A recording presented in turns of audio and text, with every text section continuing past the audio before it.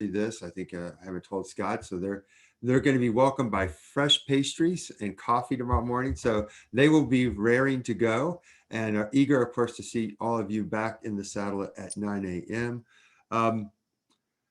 I just even want to just remind everyone about that October conference. I hope some of you can make it out to Gettysburg. We would love to see you. Just go to our homepage. That'll give you all the specs. And by next week, we are confident. You put Heather Miller on something like this.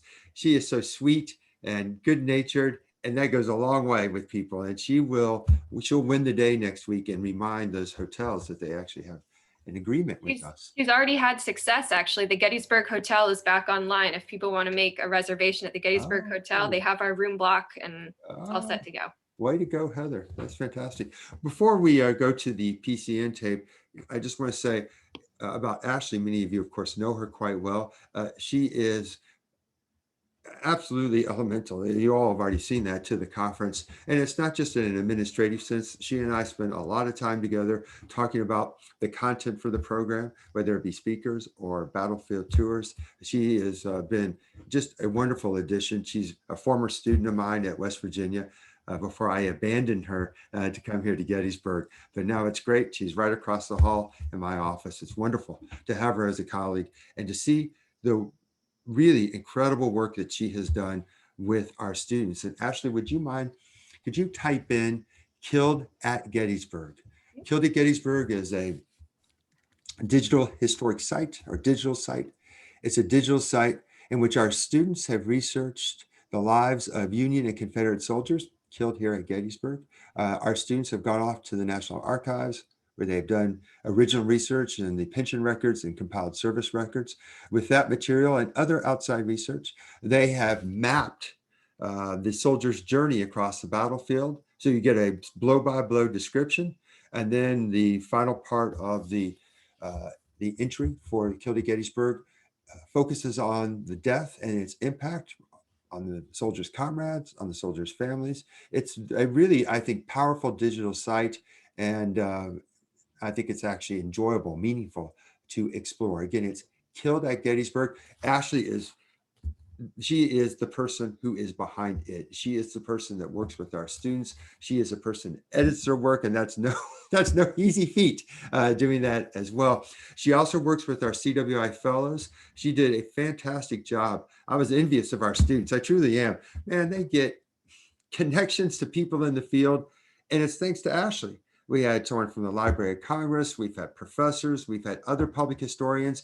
She has Zoomed these people in, and they have talked and conversed with our students. She is just an invaluable asset to their experience here. She has, again, wide interest in the war. You can see that she knows the military history as well as the social history. And what I like to see is when those two come together, and that's what she does for us in the preceding tapes. You'll note, of course, I'm in my perpetual state of confusion. It's the fog of war that I bring to everything that we do at CWI. I get confused in one part. I suggest that we're going to go see Jen Murray, when in fact, I think we were at the end of the tour. Who knows what I was saying, but it was incorrect. I do know that. But we will start at the Rosewoods and with Ashley. Anything else you want to add, Ashley? No? I don't think so. No, okay. I think we're ready. We're ready to roll. All right, fantastic. All right, let me bring up the screen share.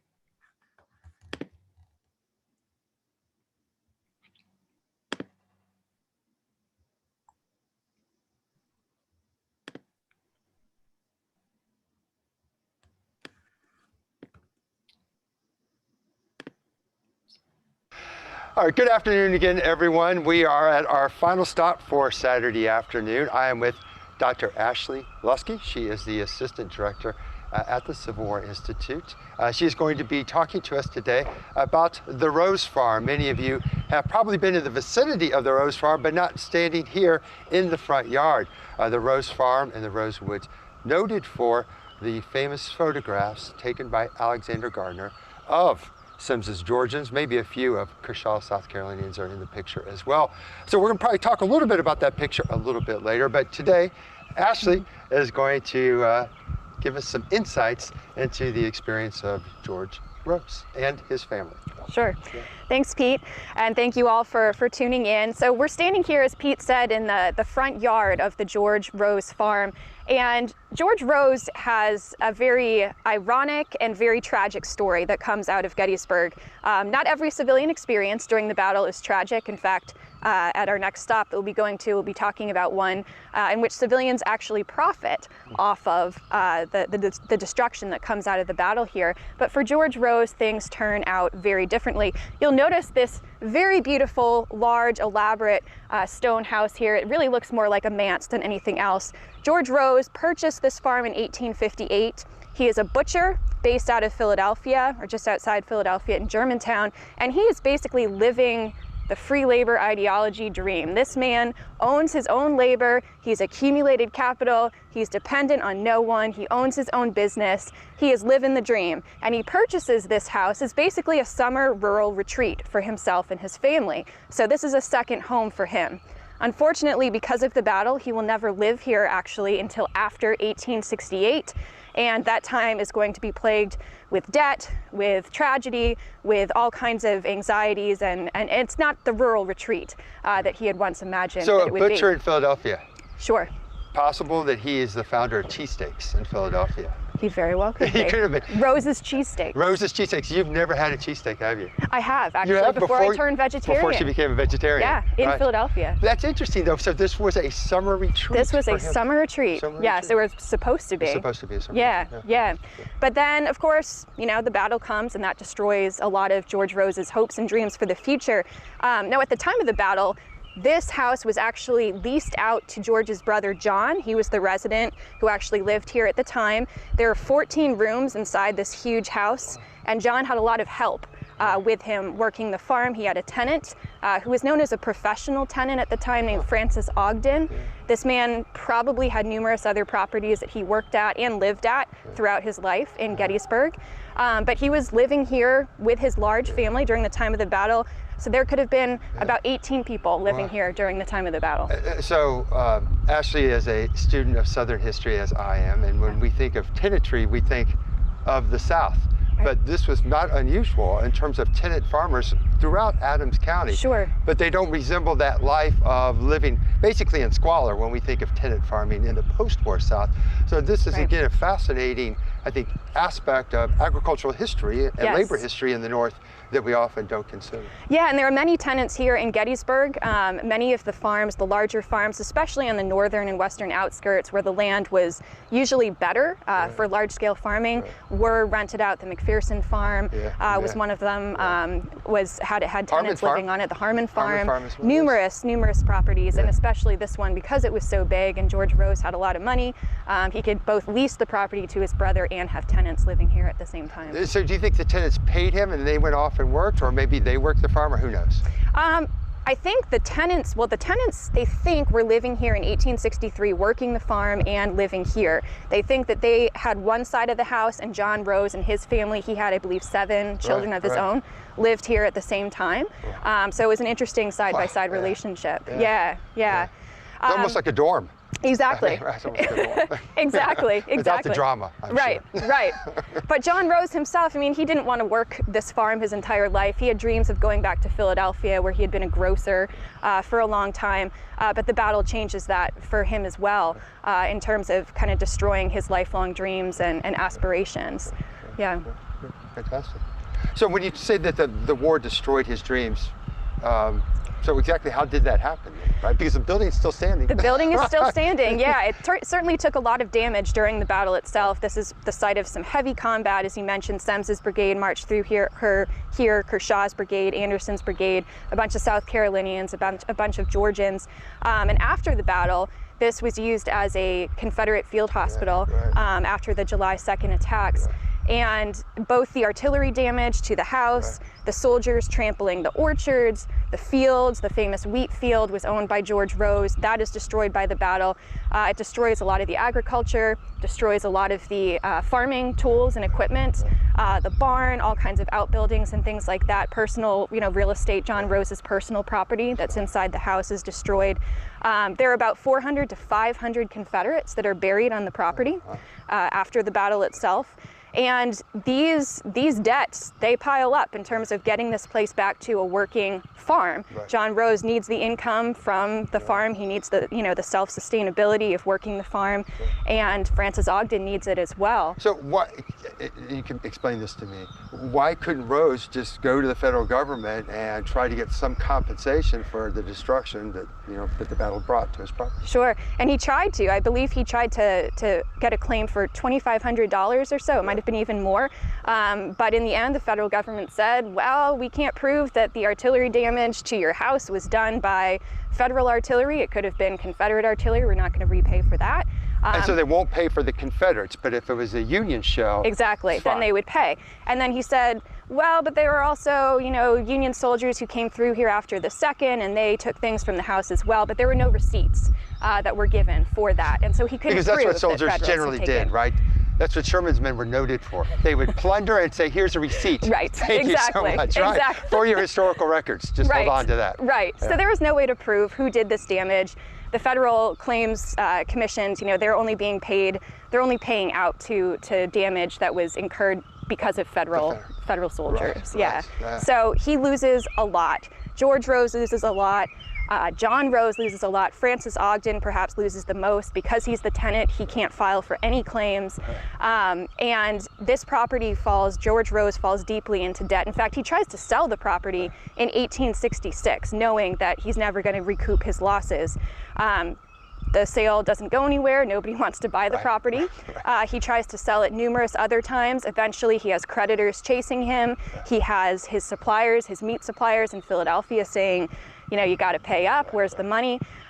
Eventually, in probably one of the most humiliating episodes, he has to have his sale put up for public auction by the sheriff, and that happened twice. So this is a man who, again, he was extremely wealthy at the time, very well regarded in Philadelphia. People knew him and his family here, and here he is, his property is going up for public sale.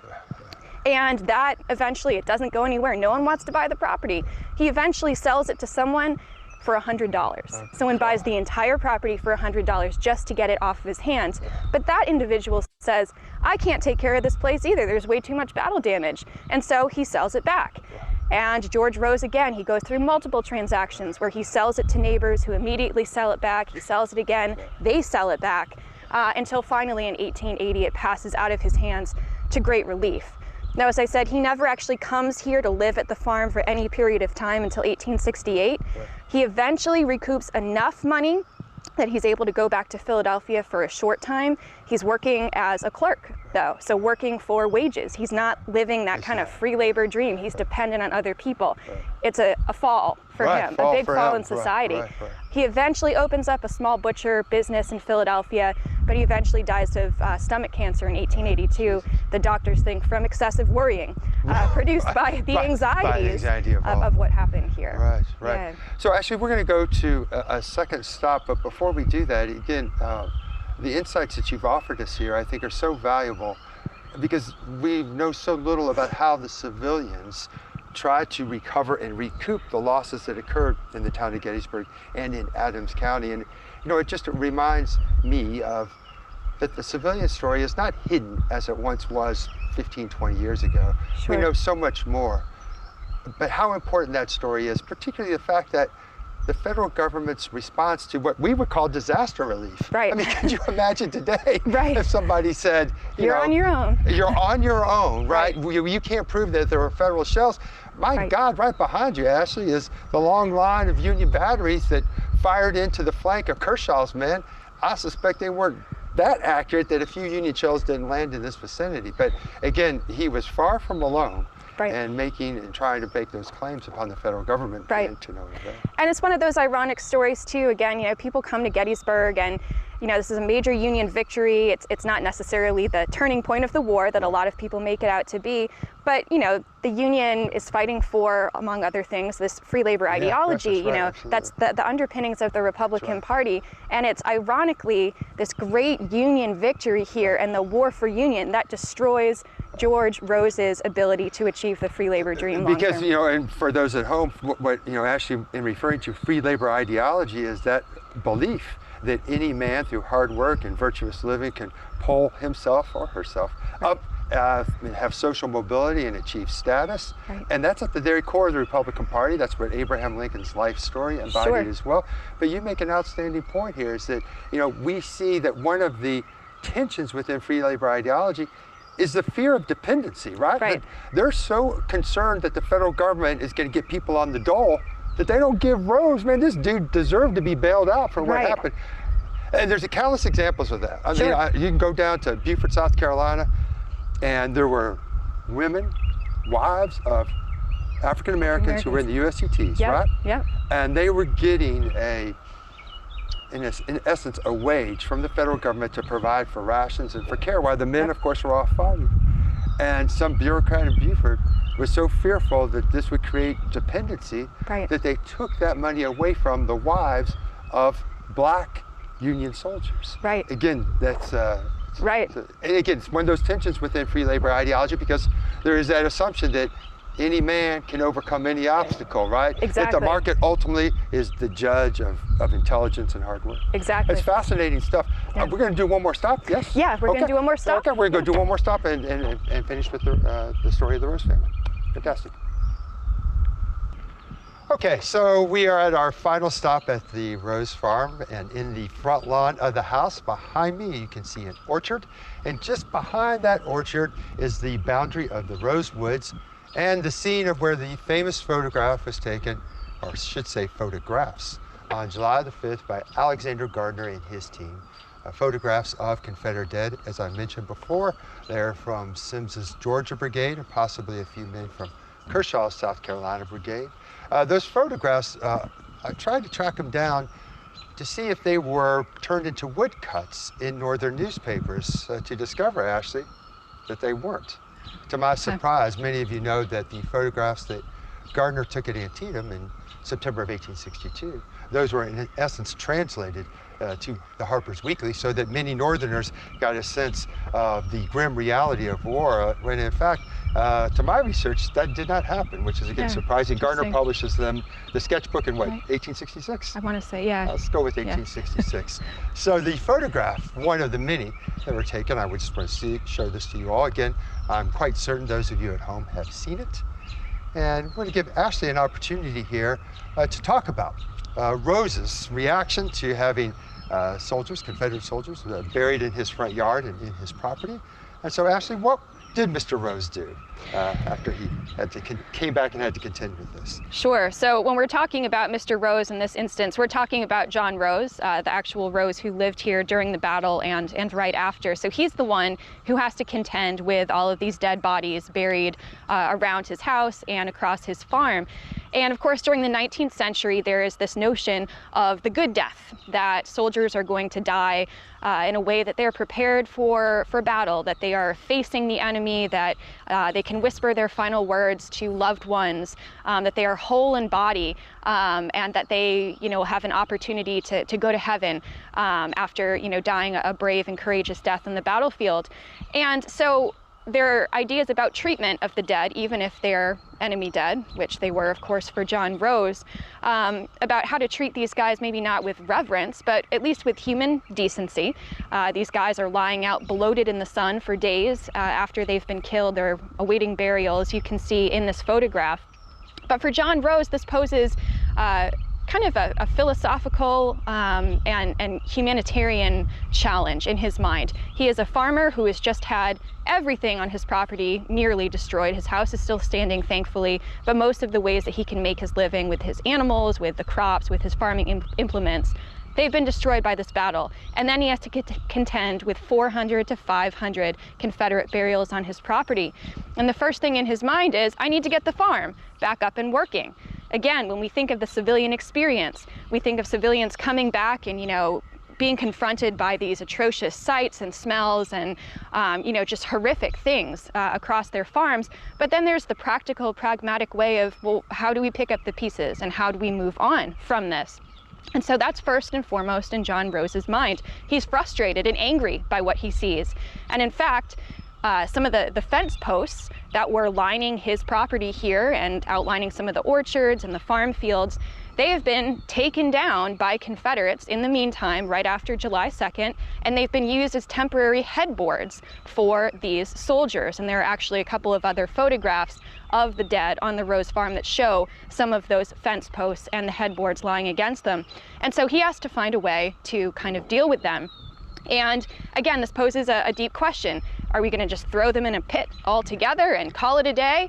Or are we going to lie them out individually? Are we going to re-till the fields that have been soaked with their blood during this battle? Or are we going to kind of avoid those areas because there are human remains there?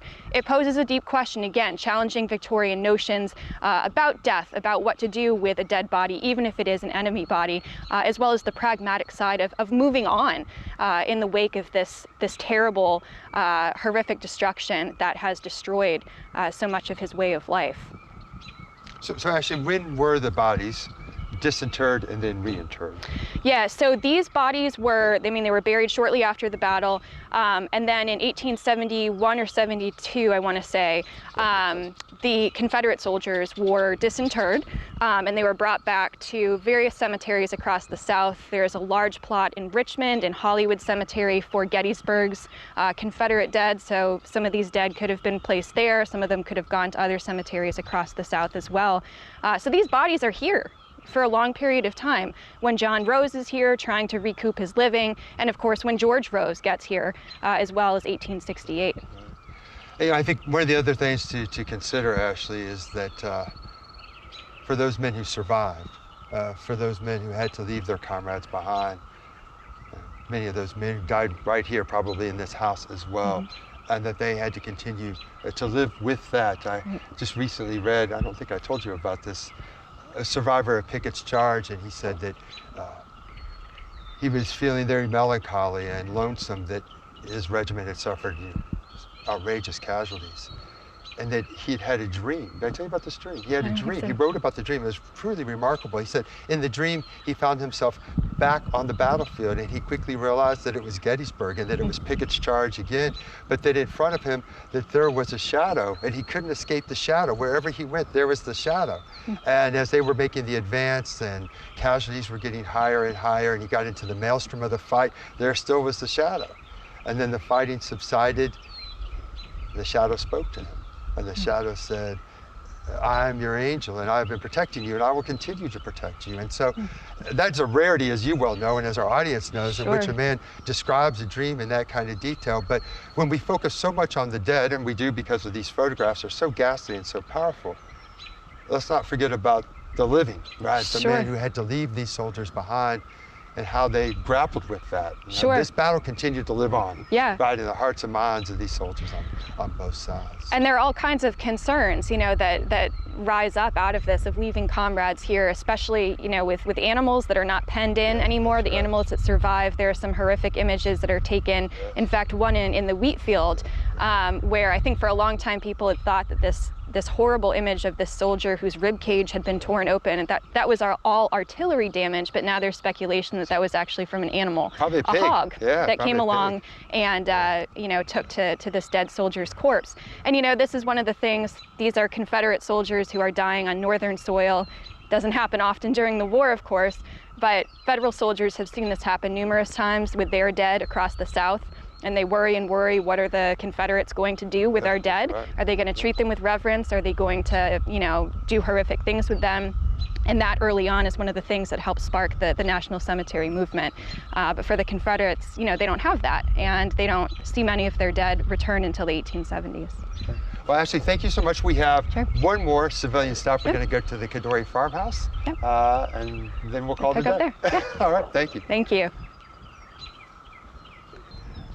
All right, we're at our very last stop here with Ashley Luskey. I wanted to say a little bit about Ashley. I didn't give anything about your background. I suspect many of you know Ashley because you've been coming to CWI.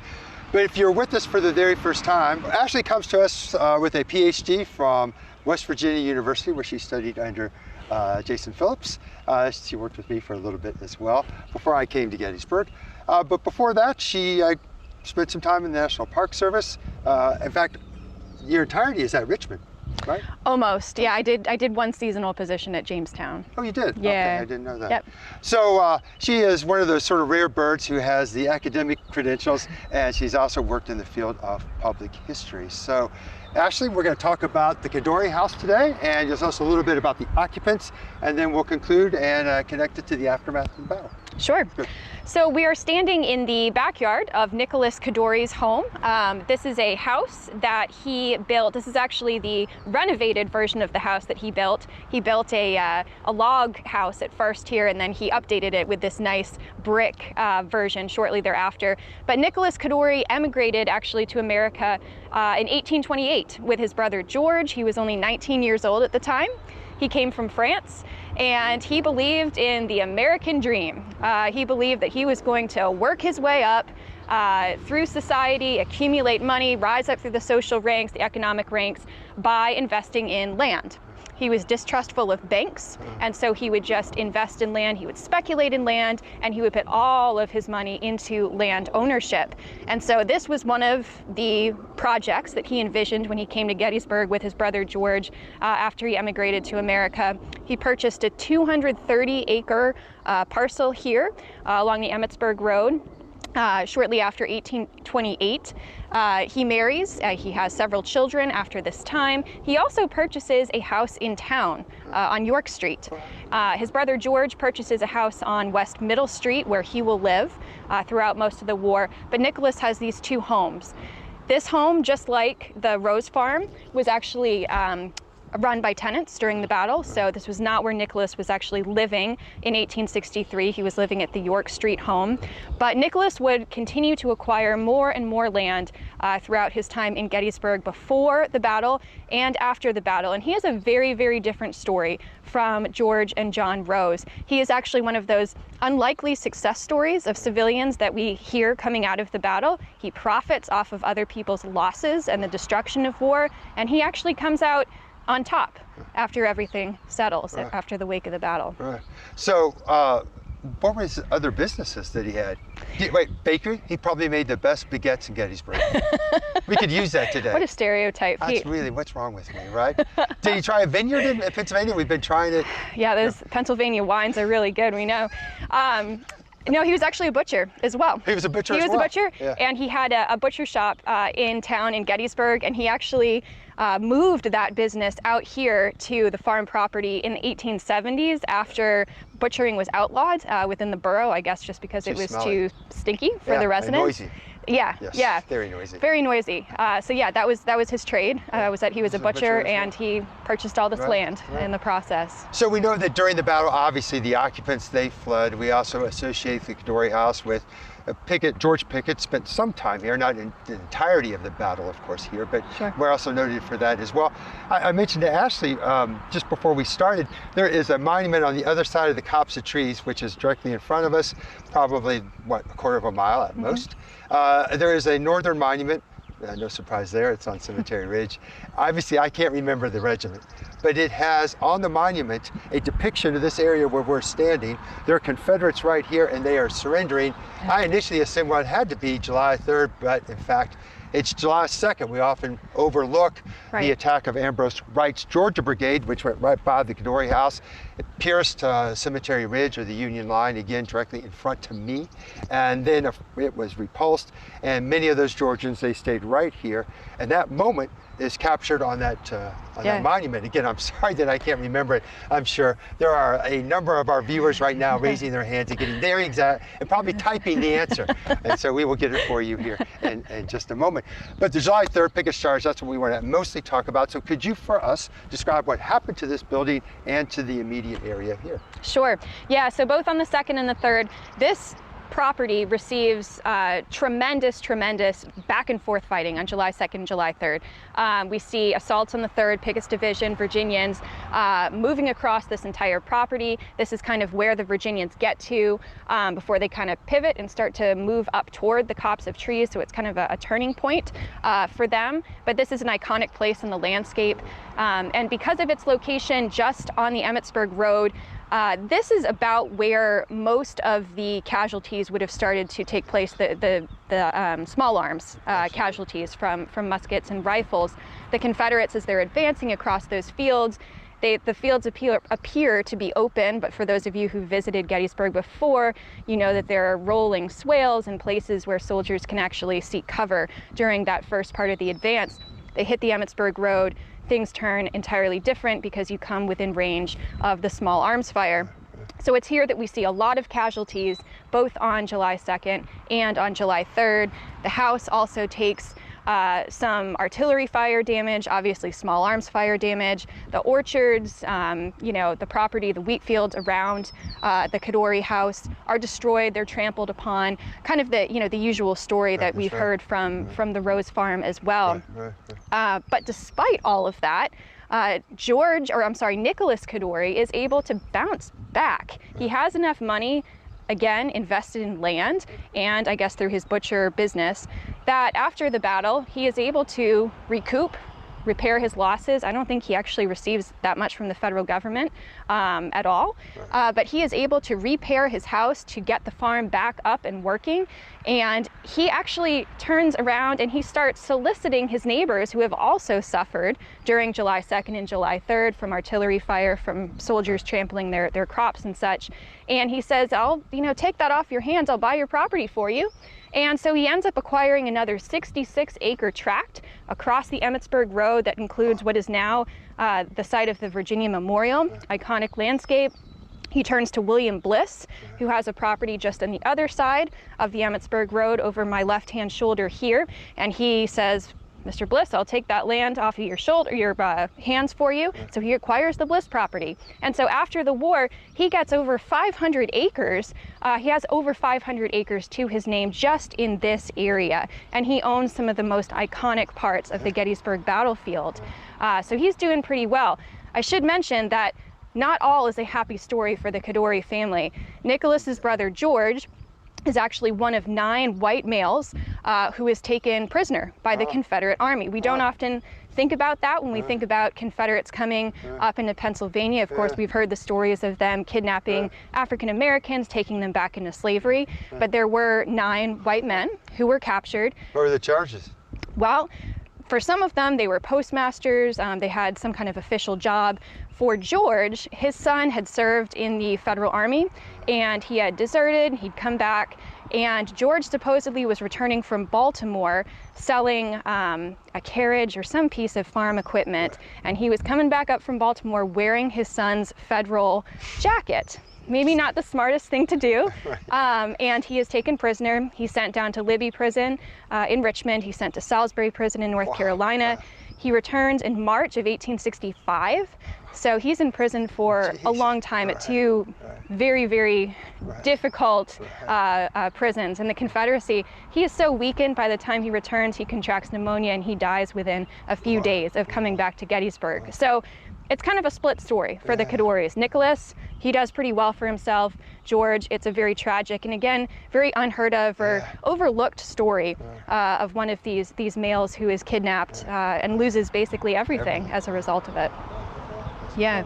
That's cool. So what about, my final question, did the Kadoories get any money from the federal government? I don't think they got a lot. Right. I assume just because of They're the so close position to of the their house here, that maybe some artillery shells, you know, could have caused damage to the house that they could have said were federal, but they're also in the line of Confederate artillery. So I can't remember how much they got, but it wasn't substantial. I think again, it was the fact that Nicholas had all of his money tied up in land and he had kind of this, you know, this extra business going on that he was able to recoup.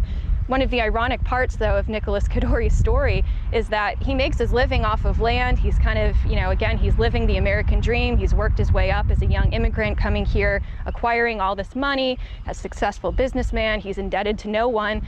After the war, he's acquired the William Bliss property, as I said, and in the 1870s, he's out there on a tractor that's being pulled by a couple of colts, and he's cutting the grass on the Bliss property.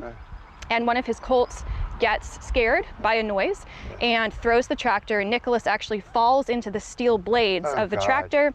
His leg is severed. It's almost coming completely off. He lies out in the field for a good half hour before someone finally hears him and comes to his rescue. And he manages to survive for about a week or so, but then he passes away. So it's one of those ironic things where Nicholas Kadori is made by the land. The land makes his fortunes, it makes his success, and it ultimately is his undoing because he falls on a property that he's acquired after the battle, you know, from someone else's losses and destruction and tragedy, and that ultimately leads to his own demise. Yeah. Well, Ashley, you know, thank you so much. The insights that you've given us from the Rose Farm and the Kadori Farm, you know, it just reminds all of us that the stories here, they're endless, right? Yes. I mean, there's so much that we don't know, and I think it always comes to our attention that these stories have great importance, and they're little pinholes through which, you know, we see some of these bigger trends and greater significance as to how this battle had an impact on people, civilians and soldiers, in just a wide variety of ways. And so, really, again, we appreciate this. You're going to get an opportunity to ask Ashley some questions, and you at home, I know you're dying to tell me which monument up there has the picture of Wright's men surrendering here at the Kadori Farm. I also want to note that tomorrow we are with Scott Hartwig, Ashley and I, and two of my students, our students, Ben Roy and Cameron Sowers, interviewed Scott Hartwig on the Antietam battlefield. And so tomorrow we begin. I should know this off the top of my head. What time do we start? I want to say it's about 9 o'clock, but check your schedules. Check your schedules, sure. That's right. Check your schedules as well. And then we'll show some of the tape recording from Antietam. And then Scott Hartwig will be in person, in the flesh, live with us, and people can ask questions as well. So looking forward to having you back on Sunday. And then finally, let me say that we are very grateful to have PCN with us today. So for those of you who would like, and I want to say a more professional recording because I'm going to insult our lovely photographer today. Those of you at CWI, you know her so well. She does it all. It is Heather Miller. She is laughing and shaking her head. Yes, not no. Yes, I do it all at CWI. So, hey, you all, thank you so much for joining us today.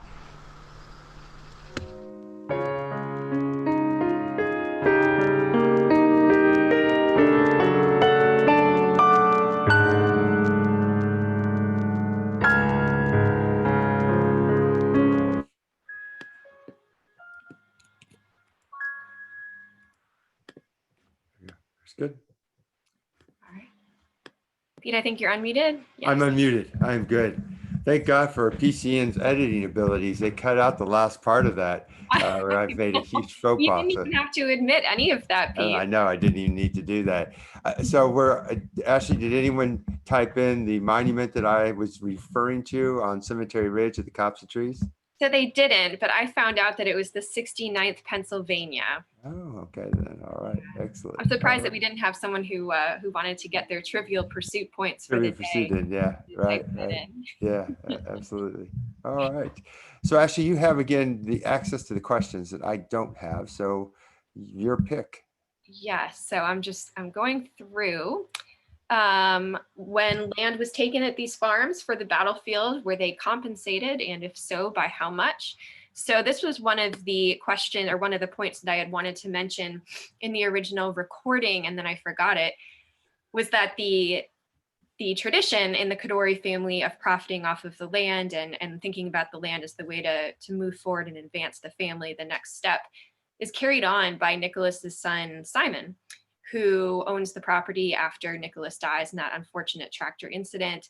And Simon will hold on to the land for a little while, but then he will quickly come to realize that the land is actually more profitable if it goes to the GBMA, the Gettysburg Battlefield Memorial Association, or to other veterans groups.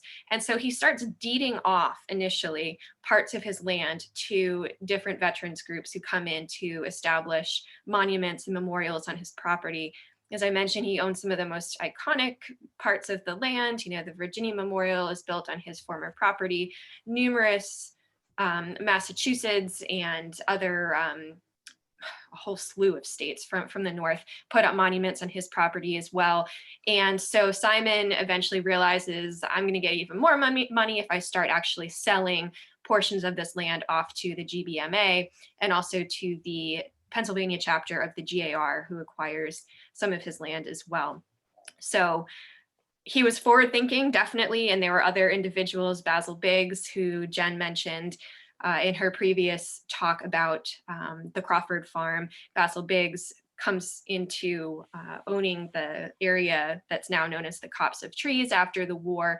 And he is told by someone who we think is John Batchelder that he would make more money from that copse of trees. He was out cutting apparently some of the trees down one day for fencing on his property, and Batchelder supposedly comes up to him and says, hey, you'd make more money if you actually sold that instead of using that for your property as fence line. So the Kaddoris, Basil Biggs, they're just some of the many people who try to benefit by looking forward and looking at the memorial historical price of their land, the value of their land, in going forward and trying to make a living off of that. Actually, I just wanted to add, one of really the first scholars to look at how Gettysburg immediately became a place for commercial opportunity was Jim Weeks. And it's a Gettysburg book that I think many of the diehards out there have maybe not heard of, or certainly not read. Jim Weeks, Gettysburg, Memory, Market, and American Shrine, published by Princeton. It's now, oh my, that's a good 15 years old now, I think. Published in 2013. So there you have it. Jim Weeks, I'll hold it up again. It's, I think, brilliantly written and utterly fascinating. And he did research that revealed dimensions of the post-war period and veterans' interactions with the battlefield that surprised me. I always just thought about the reunions and that's about it. But he uncovered all kinds of various financial endeavors, as well as many reenactments that some of the veterans did as well. So it's a great book. And again, Jim Weeks, Gettysburg, Memory, Market, and an American Shrine. And certainly, I think an underappreciated and underutilized book on the battle. Sure. Yeah, that is a great book.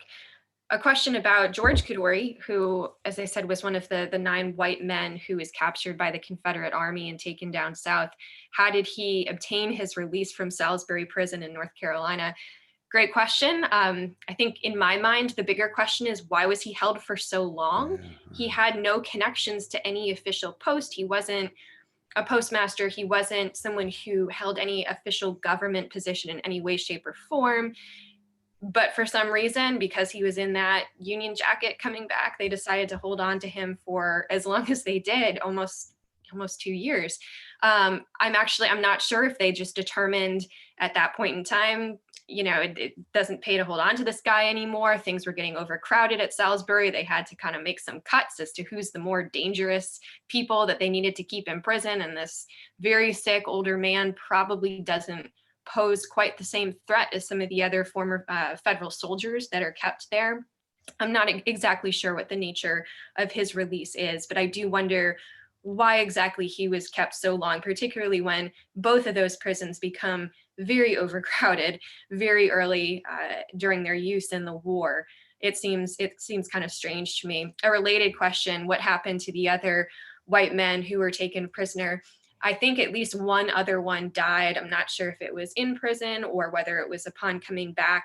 I know several of them did come back just over different spans of time, whether they could prove that they were not a threat to the Confederates or whether they had some kind of alibi or paperwork that they showed at some point in time that could explain what they're doing. But it kind of varies from person to person.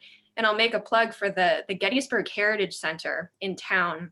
If you haven't been, it does a really excellent job of interpreting the civilian experience of Gettysburg. And it's not just the typical civilians that we think of, Jenny Wade, Tilly Pierce, even the Shriver family, which has, the Shriver House is a wonderful museum, great house tour and all of that. But they really get into the stories of some of these other individuals, like those who were carted south with the Confederate Army, both whites and African Americans. So definitely worth your time if you're interested in learning more about some of these other civilian casualties, you could call them, of the battle. And I'll make actually a plug for next year.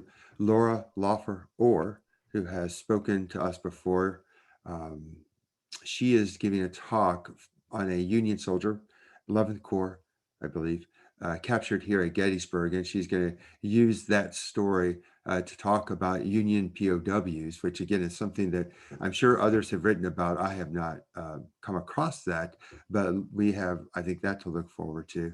And we should note that Laura's husband, Tim Orr, he will be back with us as well. And Ashley, I believe we're going to do a special walking tour, a fairly intense one that Tim is going to do. And that's going to be, is it just Saturday and Sunday, or I can't remember? It's Saturday and Sunday. It's Right. from about 1 o'clock or so on Saturday until 8:30, 8:45, and then again from 8 to 5 or so on Sunday. We call it the Yes. active track tour. It's for those of you who really want to get your steps in. Right, right. He's exceptional, but I'm really looking forward to Laura's talk. It's going to be fascinating to get deeper into those men that were escorted down the Shenandoah Valley back to Richmond. A bunch of them were, I think, at Belle Island before they then were dispersed as well, I believe. Yeah. There's some questions about, of course, when people tour the battlefield, they see all of these old historic farmhouses and they wonder who lives there now, and does anybody live there? What are they used for? So we got several questions about that. Most of those farmhouses are owned, operated, and lived in by NPS employees. They're not necessarily lived in all year long. I know that the Rose House right now is currently empty. Sometimes they have seasonal employees who come in and live in them during the summertime. I know that the artist in residence that the park used to have, I'm not sure if they still are doing it through COVID, but they used to have an artist in residence program, and the artist was put up at the Klingel House, which is also kind of a neighbor to the Kadoris along the Emmetsburg Road. The Sherfy House, I believe, is run by the foundation, or at least used by the Gettysburg Foundation as a social space for gatherings. But there are several houses, that the Weichert House, the George Weichert House, the McLean House, I believe, is another one that might have a year-round occupant. There are several that are year-round occupants. They're National Park Service employees, I think, for the most part, who are basically just stewards of them. There are some houses like the Hummelbaugh House, where General Barksdale was brought and where he died and was buried. That is empty to my knowledge. And I think the Klingel House is currently empty. And some of them, are used more regularly and are in better shape than others, but a lot of them are used and lived in. Yeah. And a lot of seasonal historians, the Spangler Farm, Spangler Farm, yeah. I mean, you get this great opportunity to work on the battlefield, 9 to 5, 5 days a week, and then you get to go home and live on the battlefield and sleep in a historic house. It's a pretty good deal. Pretty good deal. Although we just got a comment from Lee Elder, who always keeps us on our toes here, that the Bushman Farm, I forgot to mention this, you too can stay in a period Gettysburg 1863 house. The Bushman Farm is actually available. You can rent out the rooms almost like a hotel or B&B style, minus the second B, no breakfast. But you can stay in that house, right in the shadow of Big Round Top and Little Round Top, which is really cool. And I think some of our presenters for CWI have actually stayed there before. They've rented it out together with their friends, and they've had, I guess, their little party house out there. And we should also note that it is the home where Harry Fonz, the author of so many great books on the battle, and his son Donald Fonz, who wrote a fantastic book on Richard Ewell, that's where Harry Fonz and Don Fonz lived back in the day. So it's got some nice connections to Civil War historians as well. Sure.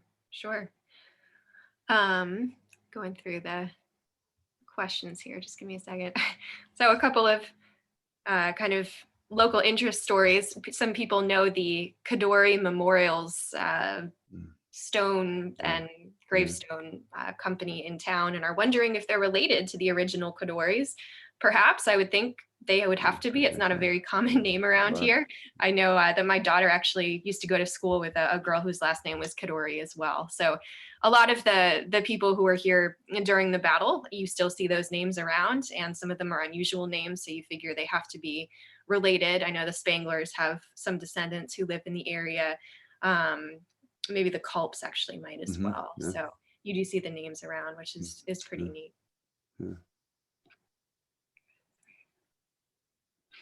Question about, this isn't necessarily in my wheelhouse, Pete, you might be able to answer this better. Did many of the captured soldiers escape during their trip to the prisoner camps from Gettysburg? I'm actually I not. don't know. No, I don't know numbers, but certainly, a number of them had to and were successful. But yeah, I believe, and again, someone here at home can correct me, but I think that Pickett's division was assigned the task for guarding many of those Union soldiers. The fellow that has gotten a lot of airtime from Pickett's division last night and today, Henry Owen of Yes, the and 18th. someone had a question about his name and his regiment. So if you Yeah. could repeat So it's that. Henry Owen, and let me. Oh gosh, I actually let a student borrow the book this week. I don't have the book, so you can. It's an odd book. It has his letters in it. It has his post-war writings in it. Owen is the guy that wrote to, I think it was to Marshall, who was bothered by the depiction of Pickett and Pettigrew's men at the end of the charge. He said that he never saw Lee on the field. He didn't suggest that Lee wasn't there, but Owen was very clear that the quote that this is all my fault, that was Lee speaking to a group of stragglers and not over by the Spangler farm. Now, of course, that's one man's account, but he's a pretty reflective dude, and I think tries to play it straight. The other thing about, again, Owen's letters are the ones that we've been quoting about the dream that he had, and he also has a very powerful letter when he arrived at the old camp in Culpeper once the Army got back into Virginia. Was there anything else about Owen that people were questioning about? I think that's the main I think thing. they wanted his name and regiment is, I think, Yeah. Mhm. the So it's question. Henry Owen. It's 18th Virginia. Right. It's 18th Virginia. And so you can get the book. You can look at it again. I'm so sorry. I gave it to a student. And why it's just an odd book that the editors made the decision that they would organize Owen's letters topically. So you start with something in 61 and then you go to 63 and then the next chapter begins in 1864. And so that can be a little bit of a challenge, but it's worth wading through it. They're really that good. One of the things that we didn't mention just with the two families that we talked about were the female landowners and sole occupants of some of these houses, or at least they were the head of house, was also something that I think surprises a lot of people. And it didn't necessarily pertain to the Kadori family or to the Rose family, but Lydia Leister, of course, who had the house that General Meade made his headquarters during the battle. She was a widow who was living there. She had a couple of daughters who were living with her at the time, but she was the head of house. Catherine Trossell, or Trossell, the Trossell barn is that iconic barn with the big cannonball hole, I'm sure that you all are familiar with. She was sharing the head of house position. Her husband was kind of known as one of the many actually town drunks in the borough at the time. And her father-in-law had actually taken away all of her husband's inheritance money and placed it in her name. And he eventually, I think, entered the lunatic asylum is what they called it after the war, just because he was such a loose cannon. He was very abusive, violent, a drunkard. But she was owning her property, running her property with 11 kids at the time of the battle. And somehow afterwards, she's able to recoup her losses and she goes back to living in that house, even after her husband is put away in the lunatic asylum. The widow Thompson, whose house and barn, of course, is so famous for being the site of Lee's headquarters. These are all stories of women who held their ground during the course of the battle. And we don't usually talk about them. We think of the civilians, the male tenant farmers, the farmers like the Kadoris or the Roses, who might have been living there at the time. But I think these other stories of these women are truly amazing too. One of the Kadori's neighbors along the Emmetsburg Road, the house is no longer standing. Her name was Josephine Rogers, and she was ordered to leave on July 2nd when the troops, came very close to her property. And she insisted that she was going to stay, and she had to finish baking a loaf of bread was her excuse. So it sounds like the Jenny Wade story, but she ends up staying in her house and actually baking loaves of bread for men from a couple of the Massachusetts units who were around her. And later on, after the war, they actually came back when they dedicated their monument. They tracked down Josephine Rogers and paid for her travel to come back out to Gettysburg. I think she was in Ohio at the time. and she was part of the ceremony. They have images of her actually posing with her old stove that she used to bake the bread in. They pulled it out, and they used that in the pictures to say thanks for helping them through the battle, supplying them with food. She took care of the wounded, Union and Confederate. So there are just countless stories, men, women, of course, children too, that get overlooked when we often focus on those iconic stories, as good as they are, of Tilly Pierce and Jenny Wade, and even Wesley Culp, who's famous for being a turncoat and coming back as a Confederate and dying on Culp's Hill, the site of his uncle's farm. Actually, do you have thoughts about the Colors of Courage by Margaret, is it Creighton or Crichton? Here's the title of the book. We might want to, even because the glare is so awful and my wrap across this book, you can't even see the title. If we could type that in for folks. Yeah. And give us, if you don't mind, I'm sure I'm asking you now to type and talk at the same time here. But your thoughts about this book. It's devoted to the civilian experience here at Gettysburg, also a winner of the Lincoln Prize as well. Do you have thoughts about the book for those who have, want a more in-depth study of the civilian experience? Yeah, so I think Margaret Crichton's book, I really liked reading it. For me, it was a great introductory study of, it's not only the civilians, but I think it's also immigrant soldiers who fought here. Oh, okay. So she focuses on kind of a mix of individuals. I didn't find a lot of the stories that I actually used the Kadori Farm and the Rose Farm in the Civilians of Gettysburg tour that I gave for CWI back in 2018. I think I didn't find a lot of fodder for that tour in her book. Yeah. I was looking at stories, of course, that took people out to the battlefields, namely because we can navigate a bus through downtown, but there are tons of civilian stories of families who were living downtown during the battle. And because of her focus on African Americans, that's of course where I learned the first story of Basil Biggs, of Abraham Bryan, who owned the famous Bryan Barn that's on Cemetery Ridge. Other African Americans who were, notable in Gettysburg during the time, and her focus on German immigrants. She mentioned some of these families, the Sherfies she mentioned, who owned the peach orchard. They have an interesting story. It's kind of a good intro. If you want to drill down a little bit deeper, there are other stories that I actually found just by culling through the archives at the Adams County Historical Society and in the National Park Service archives. They have family files for each farm on the battlefield, as well as a bunch of the buildings downtown, the families that live there. And that's where I found kind of the newer information. But this is certainly a good introduction for people who are interested, particularly in the stories of some of the women, of the German immigrants, both soldiers and civilians, and then the African-American story. If we don't mind, we can put Jim's book up again, Gettysburg, Memory, Market, and an American Shrine. Also sort of, hits the post-war experience from a different angle and really takes on the rise of consumerism, which I think many of us see as a recent phenomenon, but it happened as soon as the fighting stopped. It's Jim Weeks, again, it's a really, really good book. Right, and some of that consumerism too. We just had one of our student fellows, Brandon Neely, give a really good spot interpretation video about how during those hunts immediately after the battle, looking for relics, some of these individuals, men, women, and children, would dig through the battlefield looking for anything that they could find, pieces of uniforms, belt buckles, bullets, sometimes cannon shells. And there were a couple of instances where in the hunt for these relics and trying to gather things and sell them off to tourists who were flocking to the town right after the battle, a couple of these children who were collecting those relics actually happened upon some unexploded ordnance and were killed by stepping on it or by picking it up or dropping it and dealing with it.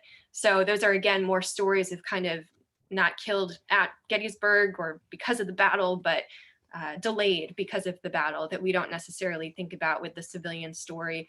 And it impacted all civilians. Several children, in fact, suffered either through sickness, through well water that was poisoned essentially by limbs being thrown, human limbs that were amputated being thrown down into those wells, by the slew of horses that were killed around certain wells, and then their rotting corpses would infect the well water.